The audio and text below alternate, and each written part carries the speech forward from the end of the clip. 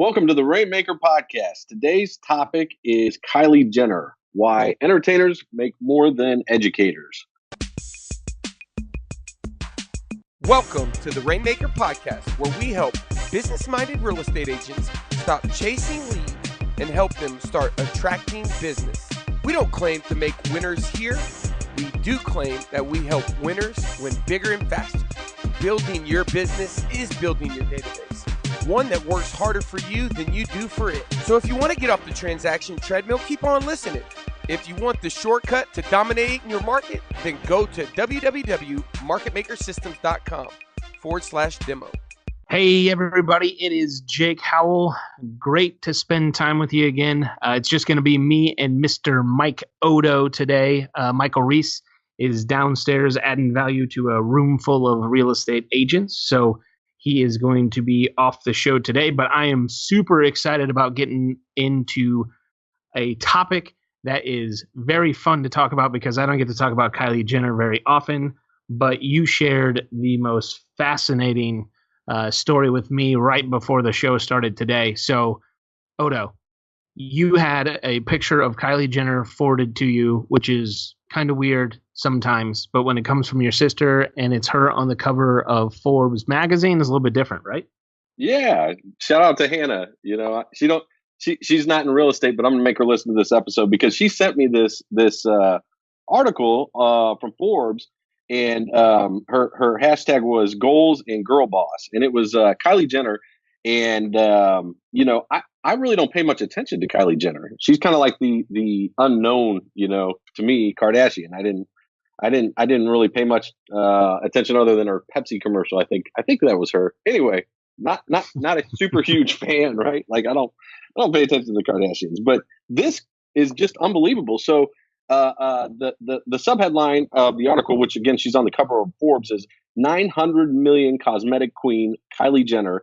At 21, she's set to be the youngest ever self-made billionaire. Welcome to the era of extreme fame leverage. My wife saw this walking past the couch on my phone. She's like, "Why do you have a picture of Kylie Jenner?" I read her the subheadline. She's like, 900 million for a reality show person? And I'm thinking, our president's a reality show person. I mean, this is really becoming a huge force in our society. And I think it's something that it's kind of like the frog in boiling water. Even though I've heard that's not a true analogy, we just get kind of immune to it and we don't even realize it's going on. So I wanted, to talk about that, particularly how it pertains to our particular segment of listeners and how they can utilize some of these techniques in their own business. Yeah. And it is really fascinating just about how quickly it can happen. And it's all about them releasing content. They release as entertainers, going back to entertainers versus educators. Like there's educators that go to school for however long, pay hundreds of thousands of dollars in tuition costs to be able to learn and get 90 million degrees and be the absolute smartest people on the planet. But they do not get as much attention because they don't put enough content out. And when they do, it's not entertaining. Like people have shorter and shorter and shorter attention spans nowadays. So when they choose to spend their time, it tends to be with things that are quick and attention grabbing.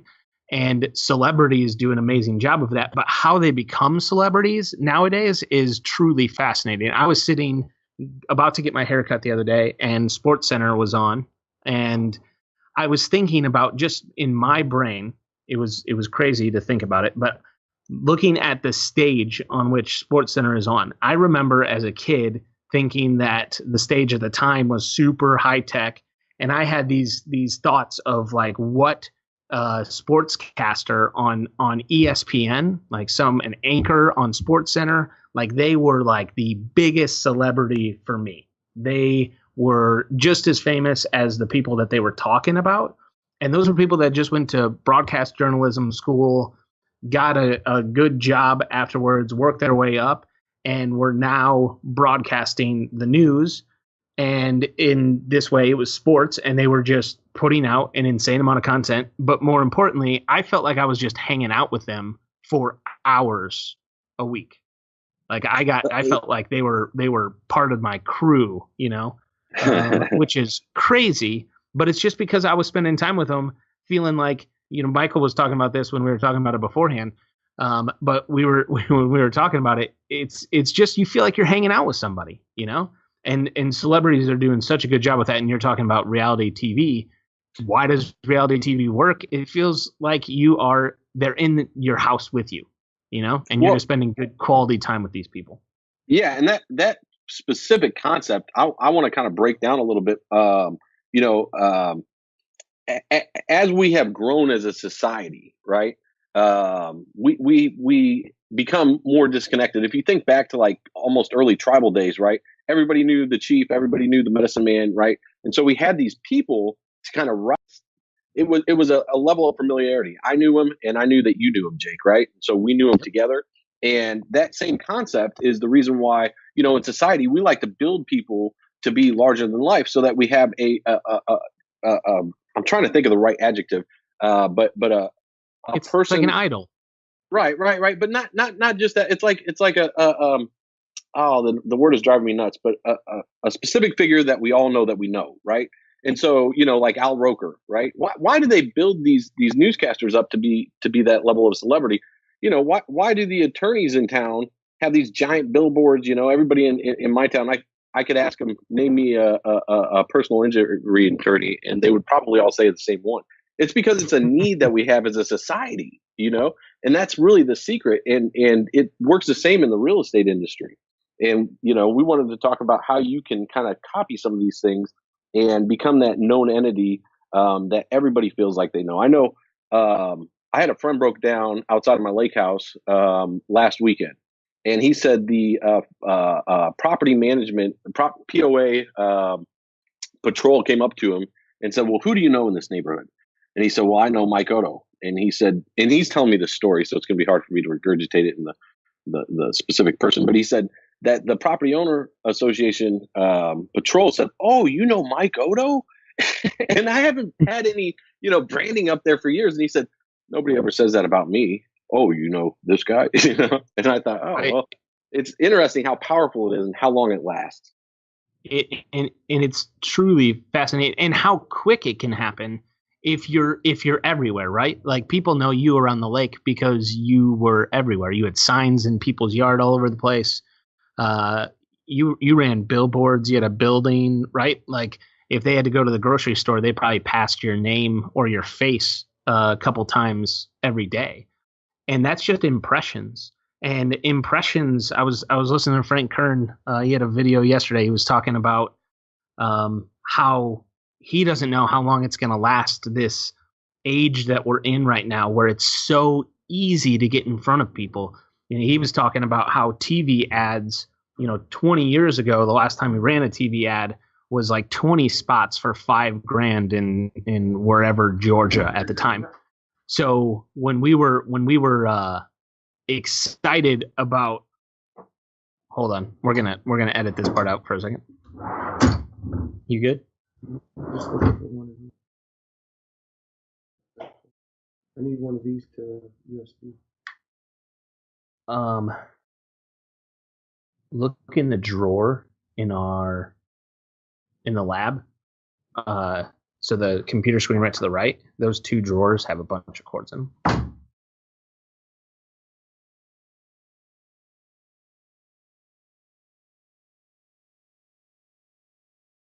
All right, cool. And action. So Frank was talking about how easy it is now compared to when he was running TV ads. So for him, it was like $5,000 for 20 spots. And he got 0 leads. He had a special call to action on there, and he had 0 leads come from that, which is disappointing when you just throw away $5,000 like that. But nowadays, with Facebook and with Instagram and all of these social media outlets, that it is so incredibly cheap to get in front of people and be able to have them take a more specific message. So he had a 4-minute video that got consumed, and it was like 70% of the people that started watching it watched the entire 4 minutes and 15 seconds worth of his video. Like, that would have been in itself $8+ TV spots, 30-second TV spots that people would have had to pay attention during the entire time, 8 straight TV spots in a row. So the challenge for us is how do we take advantage of it now while we can? Because what celebrities are doing with a reality TV show, you're probably not going to get a reality TV show that's airing in your market anytime soon, to be 100% honest with you. If you did, that'd be amazing, but that's probably not going to be the way that you can do it. But how can you create a similar experience for people in your market where they feel like they're hanging out with you and they feel like you're just part of their crew? Like you are somebody that everybody on their block, everybody that's in their circle of friends, that they all know you. So you have that familiarity that breeds, that we have a desire for as just human nature.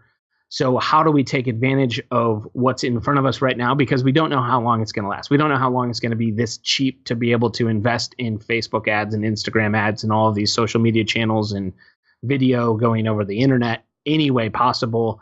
So how do you take advantage of it now? Because it will be something that changes. I don't know how it might change for the better, but you know, it's typically when you have this kind of exposure available to you, people start realizing the value of it, and it gets more expensive.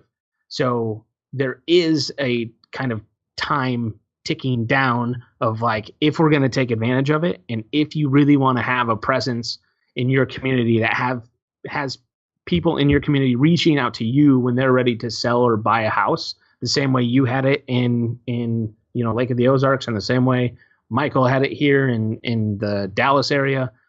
It was just because you stayed in front of them, you stayed top of mind, and they felt like they knew you. So how do you recreate that in 2018? Yeah, and what it does for people like, the Four Seasons Police, whatever their specific title is, I guess, patrol, is it gives a familiarity, a mutual connection, like almost an affinity point, like, oh yeah, that guy, I know that guy, right? And how do you do that? Yeah, you're absolutely right. I was going to tell you, they actually are going to have a reality TV show at Lake of the Ozarks, done by the same Jersey Shore crew, as far as the producers and whatnot. But really, yeah, I think they missed out because the fun times were back when I was, young and single. So good luck with that, crew. We left and took the party with us. But I think the main thing is consistency, right? So even though, for example, Reese wasn't going to be on today, we had a choice to make. Well, should we do it or should we wait? And we just want to be super consistent with, delivering our content. So I think that's step one for you. And one of the things we wanted to bring up particularly about that is what's called a content calendar. And so, failing to plan is planning to fail. If you don't have a plan for specifically what you're going to do and when you're going to do it, it's just not really going to work unless you're just pig-headed, self-disciplined. And so, if you kind of set yourself a specific day, which is what we suggest, to produce content, and the specific content that we're suggesting are quick videos, guys, quick videos to your subscriber base, which is what would be called your database. For me, I had a pretty large database. I built up a database of 10,000, and then I 86 that software. I built up another database of 10,000 relatively quickly. But that's a lot of people, that are raising their hand and subscribing to you. And so you want to be able to push this information out to them and to everyone else who gets on your list. And so the next thing, and personally, I would do Mondays. I would do every Monday, and I would just calendar in 30 minutes, and I would make a short, 5 to 10 minute video. What do you think, Jake? Do you have any suggestions particularly on that, or difference of opinion there? No, I love the consistency, right? Like whatever it takes for you to do it consistently. If you're going to do that, I mean, the best thing is to be able to schedule it out in advance, and have it release. But if that's not something that you're not going to do, then whatever is going to cause the consistency. I know Mondays, we did it forever, the Monday morning mojo, as just a way to stay in front of your database of subscribers. And that worked out really well because it was a good start to the week. You could, if people were responding to it, it gave you the week to have the conversations and all that good stuff. But it's just finding whatever's going to be different, because it might be different for your market. If you live in a resort type community, it might be a little bit different than if you live downtown Chicago. So you got to find out what works and what's going to get the best open rate. So take a look at what that's doing, but more importantly, how do you just do it? So, we were talking about this 411 plan. So that was making sure that you put out something every single week. So for a month, 4 videos that also turned into social posts for you. So you got 4 of those going out every single month.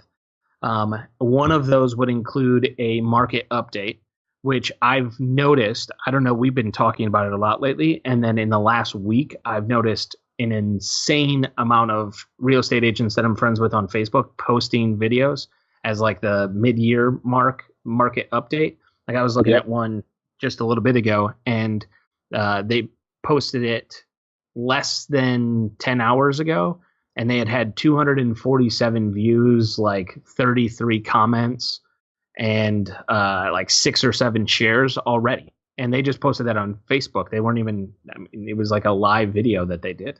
So I know that their entire database as subscribers are not their friends on Facebook. So if that was promoted to their entire database, they would see even more results from that. So it's all about making sure that you have a cadence to it. But if you have 4 of those videos going out every single month that you're doing, one of them being a market update, and then 1 response email. So part of that plan is making sure that you are not only making deposits into your bank of subscribers, but also being able to make withdrawals. So you want to be able to convert all that goodwill that you're putting out into paying clients of yours. So 1 little response email. This is not like, hey, do you want to sell your house today? Because that's as whiskery as it gets. So we want to have some cheddar to it, where it's just trying to get a response to engage them in a conversation. So, saying something about, I think in the market update, it led off with the one I was looking at yesterday. It led off with how much equity is in your home, and do you think it's going to stay there over the next 12 months? And that's how we kind of let it off, was talking about the equity that's built up in the market over the last few years, because the rising cost of homes have built up equity for a lot of people. So is that going another direction? And that's going to get a lot of people's attention. If it's getting towards the top of market and they're not emotionally tied to their home, there's a good chance that they would sell to max out the equity in their home, or at least tee some stuff up for their mortgage partners as well in refinance options.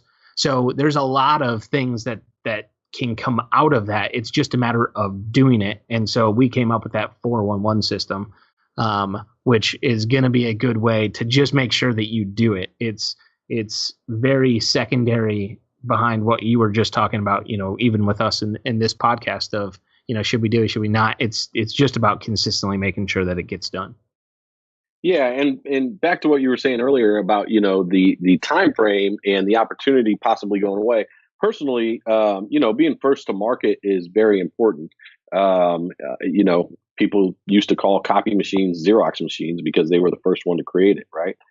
People still call tissue Kleenex. And so if you're the first in your market, that's fantastic. If you're not, I promise the consistency, you'll be the first to be consistent, because I've seen a lot of agents start this and then stop it. And the main thing is the topics, right? What do we talk about?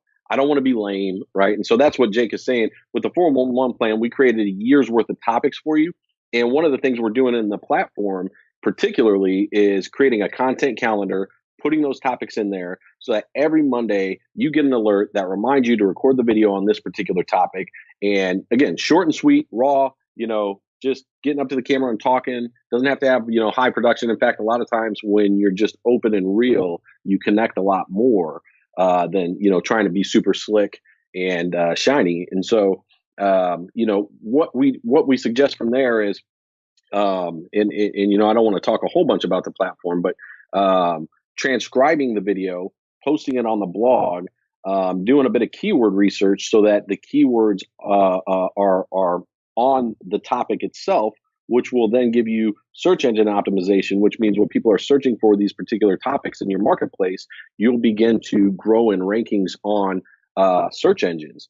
which is particularly important. One of the things that we were going to talk about was some of the algorithm changes that they made on Facebook, which is going to make it more difficult to run the same old game plan that a lot of agents have made a lot of money with over the years, which is just straight PPC and making a few phone calls to the leads, and if you connect, just gathering the low hanging fruit, which is why this strategy is important, and one of the reasons why it's important now to begin this and to stay consistent with it. So at the beginning we said entertainers make more than educators, and I think that's pretty irrefutable if you look at a teacher's salary versus a celebrity salary, and you want to be entertaining, but at the same time you don't want to be hokey, in my opinion. I've watched a lot of really hokey videos, people doing raps at open houses, which have no business rapping. You know what I mean? Have you ever seen those? It's like, yes. It's like watching a car wreck. You can't stop. You want to keep watching it, which is of course the goal. But the problem is, how does that position you? Right? It's not good unless right. what was that one guy? Orange juice or orange something, like that guy was that actual rapper who decided to take it to marketing, which was cool. So unless you're an actual rapper, don't do that, right? Keep it in a way that is light, but also professional and positioning you as the expert on your market and on the topic of real estate. Absolutely. And it is that quality, because, we were talking about it in the video podcast a couple weeks ago about 1 minute of video being worth 1.8 million words. So you do have to be a little bit careful, because there's so much more that's interpreted during a video. So like the background, if you have a clean background and you're standing in front of, a really nice clean office, that's going to be perceived differently than if you were just on your iPhone and walking around your garage and you're all sweaty. Right. Yeah, that's really great point. The content, what you say could be the exact same, but what is actually interpreted will be completely different, because they might not be able to listen to anything you're saying because whatever's in your background is so distracting. So, and which is why the more I thought about that stat, it literally blew my mind, of a minute of video being worth 1.8 million words. But then the more I've consumed on video, I've realized that there are so many extra things going on in my brain when I'm watching a video, because I'm paying attention to the quality of the audio and the quality of the actual picture. Like if it's pixelated or if it's like not sized right, like I can't even take it on. If the audio isn't synced up to the lips moving, I can't. That's something I just can't. I'll just shut it off. I can't watch. It could be the most amazing content in the world, but my brain's like, no, you cannot watch this. So there are all kinds of things that happen when you're doing it. So you do want to make sure that you're putting stuff out, but you don't want that to be a hindrance from you doing it and being like, well, I'm worried about this, I'm worried about that. It's just find a good background, find cameras on your phone and cameras on your computer are good enough to do video nowadays. You don't have to buy thousands of dollars, tens of thousands of dollars worth of equipment to do good video now. So it's just a matter of making sure you get those first few out of the way, and you will make mistakes, but that's okay, because as long as you're putting out good content and you're not doing it in a really weird way, unless you want to attract those people. Like if you wanted to make it funny because you want to work with people and you are in a position where you're like, I don't have to take on all the clients that come to me. Like I can be a little selective with who I work with, and you want to attract the people that are attracted to funny stuff, then try it out. Don't make it like super hokey. Make it funny enough to where it's still professional and they get some value out of it. But, I could literally, when you were just talking, I realized that I could literally talk about for 4 hours. The next 4 hours, I could continuously talk about everything that we were just talking about with keywords and video and the quality of the content that you put out. But it's just a matter of trying to keep it as simple as possible so you don't overwhelm yourself, to make sure that it actually gets done and out. Don't overthink it. Don't freak out too much about it. Once you do the first few pieces of content, it's easier to get out. But I will tell you, it is a lot easier when you have the topics handed to you and it's like, okay, this is what you need to execute. Just because there's a lot of thought going into it. So right, and Gary Vee, I'm a fan of Gary Vee. he said in a seminar I was at one time, Instagram, Facebook, YouTube, those are the new Fox, NBC, ABC. And he said, I just want to be your MASH. I want to be the 6:30 show that you tune into, which I always hated MASH. That was a horrible example, but because I would wait for it, to get over for The Simpsons to come on as a kid. But I think the most important thing, guys, is just to be real, be you, right? If you're not normally like a jokester and funny, don't try to be anything that you're not. Just be you. Most all agents that I know and have ever met are really good face to face with the client. If they get in front of a person who's looking to buy or sell real estate, they're going to murder it. That's what they do. And so just be you. Just do like you would normally do in front of a client. Just talk to them about, the particular topic. Let's say that they had that issue, and you want to use the only one principle, as Mike Reese puts it, as you're talking to one person. You don't want to be addressing a crowd. You don't want to be addressing, the entire market unless you're doing the market update. But, you want to think as if you're just talking to one particular person who's interested in the specific thing that you're talking about, and just be real. Yep. Because the topics are there. They're in your head. You know how to answer questions. If people have asked you questions, if buyers have asked you questions and it's come from multiple people, that means that most people that are in that position have that question. So answering those types of questions the way you would one-on-one is by far the best advice that you could possibly have to making sure that you get out there. But, once you get it out, it's cool because if you do it properly and have the right systems around it to where you're not just putting it out to put it out, but you're also getting it on YouTube. Like last night, I have a 17-year-old min pin. So she's slowing down a little bit, right? She's been my wife's dog. My wife had her mother too. So, she's slowing down a little bit. It's a little bit like having another like toddler.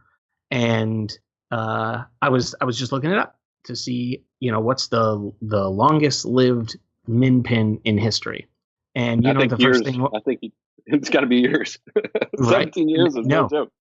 No. So two things come up, right? No one has paid for that ad, by the way. There is no Google AdWords for oldest min pin. So if any of you are out there that have a side business, you might want to get that as a keyword. It'll be cheap. But you know what the first thing was organically on that search? No clue. A YouTube video. It was a YouTube video of a 25. My son laughed hysterically for 5 minutes just from reading the title of it, because it was like Mickey, the 25-year-old toothless min pin, eats breakfast. So it was literally a video of a 25-year-old dog that my wife claims is not a min pin, it's a Chihuahua, but whatever. And it was just a video of it eating breakfast, and they had to chop it up because it doesn't have teeth. And I was like, okay, so we have got 8 more years of this. This is impressive. And I love my dog. But I was trying to get a good guide of what to expect here in the next few years. And so that dog made it, is 25-year-old still. They have 11 subscribers on this dog's YouTube channel. But it is ranked number 1 when you type in oldest min pin. So if you have video, it will rank, especially when you start putting it on YouTube, because Google owns YouTube. It will start ranking. And so when people are searching things like the questions that they'll have that you're answering in those videos, you will start getting people to reach out to you that found you on Google, that there is like an insane amount of authority that's already built because Google said you were the expert. And if you're running ads on Google AdWords, I think their stat was like, for everybody that spends $1 on Google AdWords, on average, they make $2 back. So people are doubling their investment. That's a good ROI.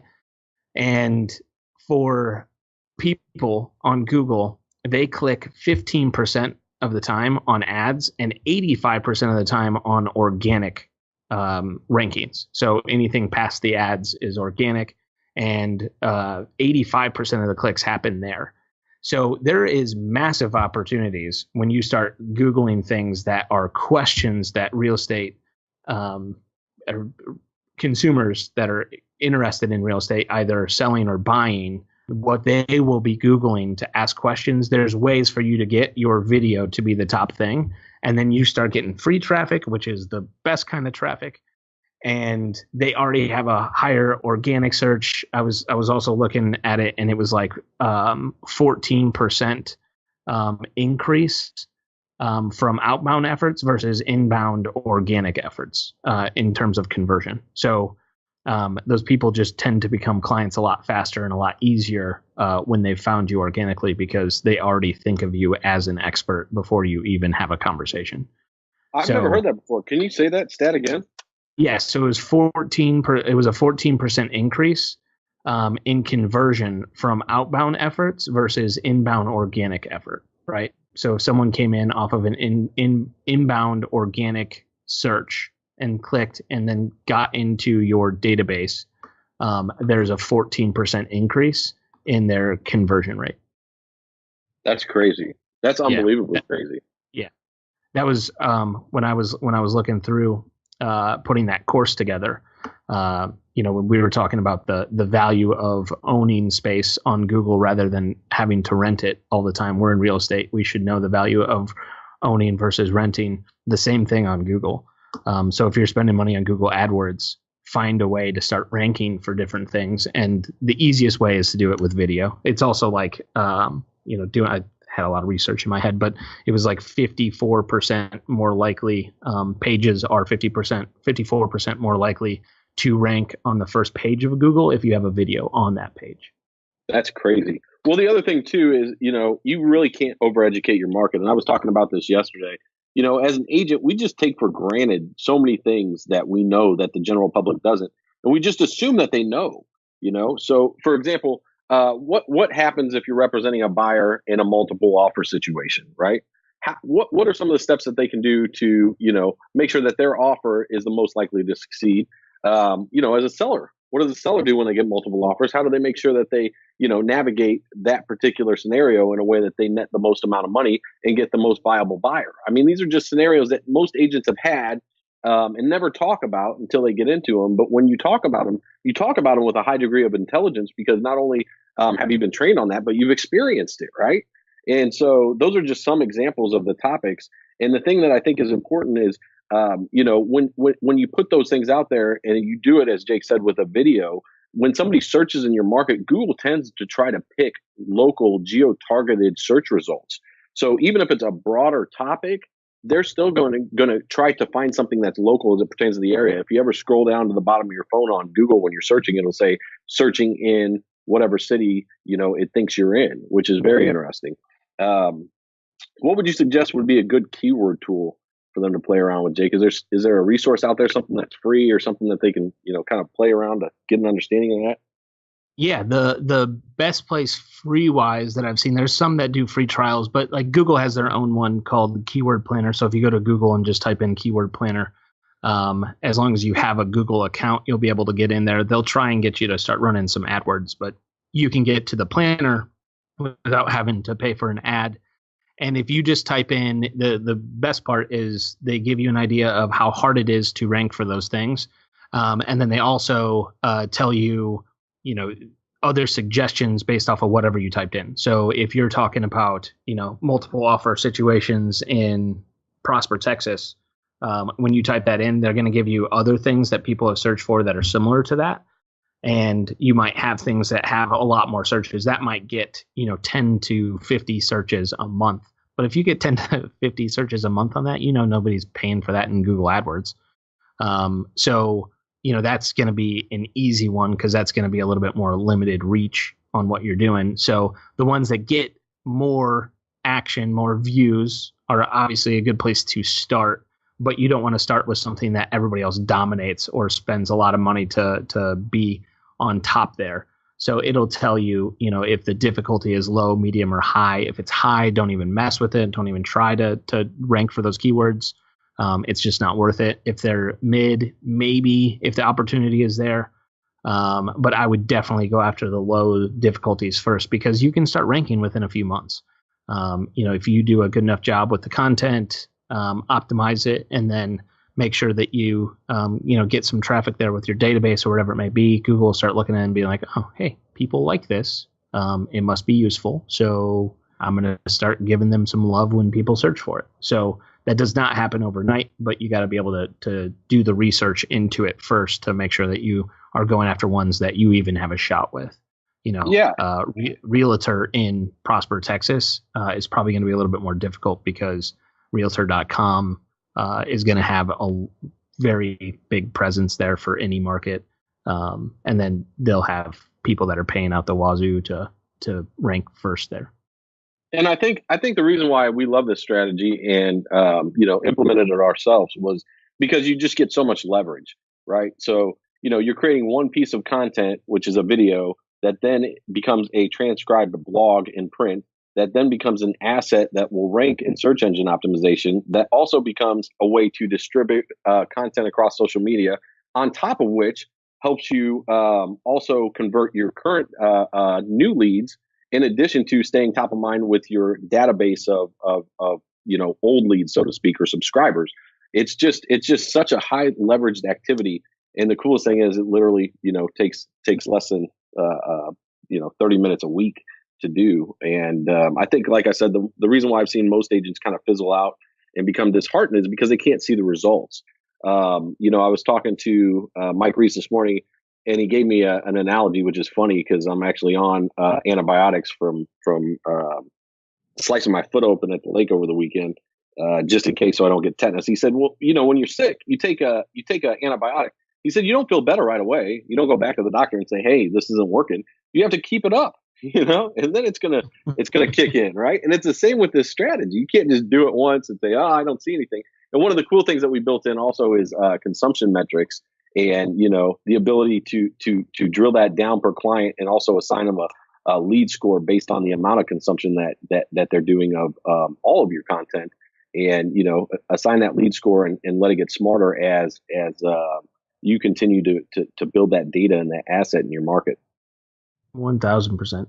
So I think if there are people that are listening to us, we've had 2 episodes that we talk about video. It's hard not to get into video, just because there was another. I was watching a video learning about video.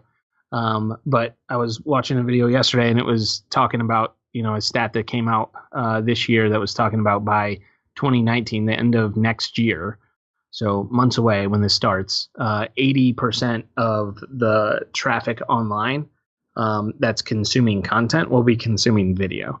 So you've got to be headed that direction, and I think that's why we've put such a big heavy emphasis on it, because we know it works, because we use it all the time, we consume it all the time. So if you're not having it out there, then it's not able to be consumed. So if somebody opportunity, it is just waiting for people to get there first, because getting there, you said that, alluded to that earlier and talked about it, but you've got to be first to market. Otherwise, the opportunity, especially from a Google ranking perspective, they put a lot of weight on how long something's been up. So the faster you are to market with this, the better. So what I wanted to throw out there was, like, if anybody is considering, a video strategy, like, I just am super excited about the topic right now. So I would love to jump on and talk about strategy with whoever would want some help,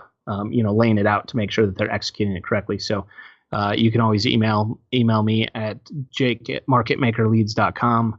I'd love to be able to help anybody that's wanting to do this, because the few people that I've helped implement this and talk to about it, it's just like a little bit of clarity on the front end, and they just get to run.